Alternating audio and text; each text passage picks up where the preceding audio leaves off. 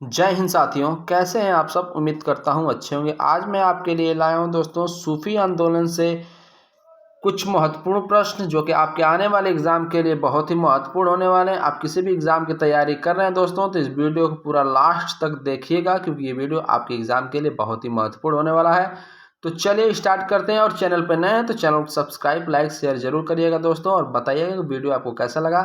तो चलिए स्टार्ट करते हैं और देखते हैं कि क्वेश्चन सूफी आंदोलन से क्या क्या बन सकते हैं। तो चलिए शुरू करते हैं। सूफी सिलसिला संप्रदाय मूलतः संबंधित है, किससे संबंधित है दोस्तों? इस्लाम से संबंधित है। किससे संबंधित है?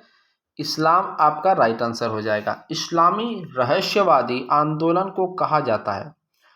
इस्लामी रहस्यवादी आंदोलन को कहा जाता है सूफी आंदोलन कहा जाता है। क्या कहा जाता है दोस्तों? सूफी आंदोलन। नेक्स्ट, किसने वहादत उल वजूद अथवा ईश्वर की एकता के सिद्धांत का प्रतिपादन किया? तो इब्नुल अरबी ने। अब अगला क्वेश्चन, सूफीवाद की कौन कौन सी सीढ़ियां हैं? फना है दोस्तों, फिर अरसल है तथा फना फिल्ला है। आगे चलते हैं। क्वेश्चन है, अबुल फजल ने 14 सूफी सिलसिलों का उल्लेख किसमें किया है? तो आइंदी अकबरी में किया है। अगला क्वेश्चन, भारत में किस सूफी सिलसिले को सर्वाधिक लोकप्रियता मिली? चिश्ती को मिली है। चिश्ती सिलसिला का मुख्य केंद्र था, क्या था दोस्तों? अजमेर। क्या था? अजमेर था। भारत में चिश्ती सिलसिला के प्रवर्तक कौन थे? तो ख्वाजा मोइनुद्दीन चिश्ती। अगला क्वेश्चन, वह सूफी संत जो मानता था कि भक्ति संगीत ईश्वर के निकट पहुंचाने का मार्ग है, तो ख्वाजा मोइनुद्दीन चिश्ती था।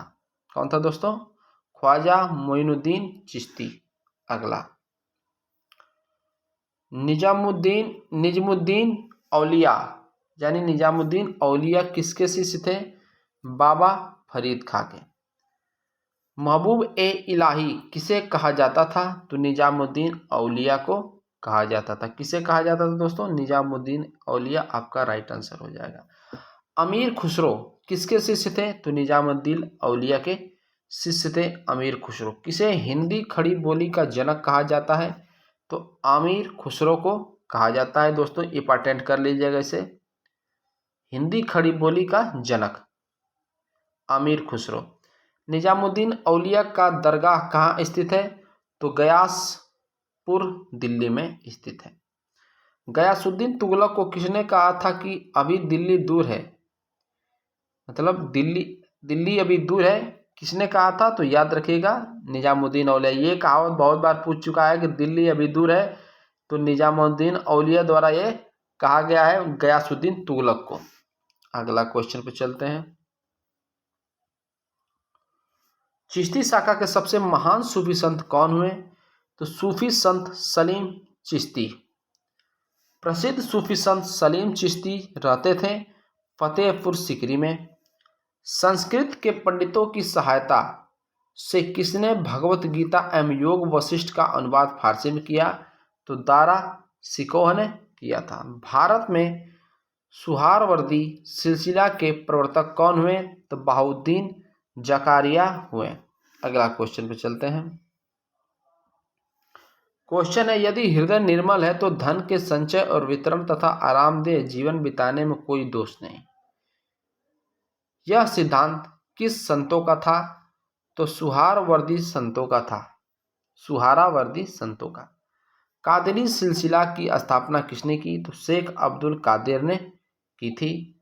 फिरदौसी सिलसिले के सर्वप्रथम सूफी थे सुरफुद्दीन अहमद इब्न मखदूम याहया मनेरी। अगला क्वेश्चन पे चलते हैं। सुरफुद्दीन अहमद इब्न मखदूम याहया मनेरी का कार्य क्षेत्र था तो बिहार शरीफ। दारा सिकोह किस सिलसिला से संबंधित है? तो राइट आंसर हो जाएगा कादेरी।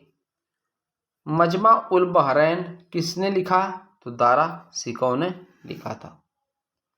अगला क्वेश्चन पे चलते हैं। क्वेश्चन है, भारत में नक्शबंदी सिलसिला के प्रवर्तक कौन थे? तो ख्वाजा बाकी बिल्लाह थे। अहमद फारूक सरहिंदी किसके शिष्य थे? तो ख्वाजा बाकी बिल्लाह के। वहादत उस सुहद सिद्धांत का प्रतिपादन किसने किया? तो शेख अहमद सरहिंदी ने किया। अकबर द्वारा प्रतिपादित द्वीन ए इलाही धर्म का खंडन किसने किया? तो शेख अहमद सरहिंदी ने किया। सत्तारिया सिलसिला के प्रवर्तक कौन थे? तो शेख अब्दुल सत्तार थे। दोस्तों अगला क्वेश्चन, कलंदरिया सिलसिला के प्रवर्तक कौन थे? सूफी संत अब्दुल अजीज मक्की थे। मदारिया सिलसिला के प्रवर्तक कौन थे? शेख बदियुद्दीन शाहमदार थे। किस सूफी संत ने खुद को अनहलक मैं ईश्वर हूँ, मैं ब्रह्मा हूँ घोषित किया, जिस कारण उसे फांसी पर लटका दिया गया? तो मसूर अल हज्जाज। सूफी सिलसिलों संप्रदायों में कौन संगीत के विरुद्ध था? तो नक्शबंदी था, याद रखिएगा दोस्तों। अगला क्वेश्चन, चिश्ती सिलसिले के किस सूफी को चिराग ए देहलवी दिल्ली का दीपक कहा जाता है? तो शेख नसरुद्दीन को कहा जाता है।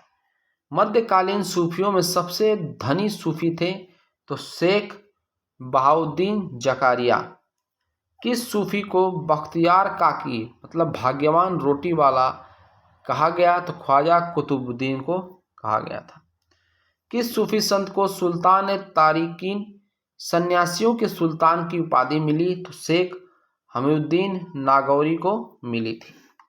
अगला क्वेश्चन पे चलते हैं दोस्तों, दक्षिण भारत में चिश्ती सिलसिले की नींव रखने वाला कौन था? तो शेख बुहारुद्दीन गरीब था। मिराज उल आशिकीन उर्दू शायरी के पहली किताब के सूफी रचयिता हैं?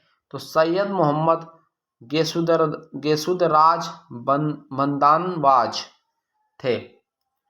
दिल्ली सल्तनत के सुल्तान इल्तुतमिश ने किस सूफी संत को शेख उल इस्लाम की उपाधि दी? तो बहाउद्दीन जकारिया को दी थी। अगला क्वेश्चन, किस सूफी सिलसिले की गतिविधियों का मुख्य केंद्र बिहार था? तो फिरदौसी का था। अगला क्वेश्चन, किस सूफी संत को शेख उल हिंद की पदवी प्रदान की गई थी? तो शेख सलीम चिश्ती को। नेक्स्ट क्वेश्चन, सूफिया कलाम जो एक प्रकार का भक्ति संगीत है, विशेषता है दोस्तों कश्मीर की। दोस्तों वीडियो आपको अच्छा लगे, क्वेश्चन अच्छा लगे दोस्तों, तो लाइक और सब्सक्राइब जरूर से कर दीजिएगा दोस्तों। आपका बहुत बहुत धन्यवाद।